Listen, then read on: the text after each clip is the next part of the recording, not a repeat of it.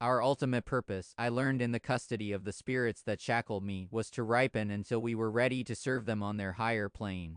The Big Bang gave birth to the universe to give rise to life to eventuate in humanity, a sufficiently conscious organism that may be harvested for use as slaves on a higher plane, where time and space dissolve into an eternity we spend in servitude. 6 minutes in heaven felt like a lifetime, which I spent amusing what I perceived to be a childlike spirit with a penchant for psychologically distressing manipulation. It batted me around like a cat with a caught mouse, reveling in the pain it produced. Physical discomforts we imagine hell inflicting upon us pale in comparison to the torture of soul pain. Loss of a loved one comes closest, that piercing, emotional damage resulting from trauma. When it became clear my time had not yet expired on earth and I was to return, I was told not to reveal their existence to the rest of my kind.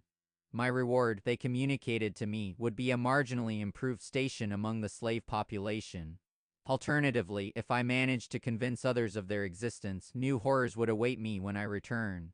I can't imagine anything worse than what I experienced, subsumed beneath an ineffable grief and torment.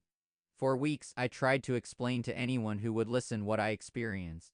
Everyone told me it suffered a very serious and traumatic experience for a young man, that the event left scars on my psyche as well as my heart. I gave up trying to convince them.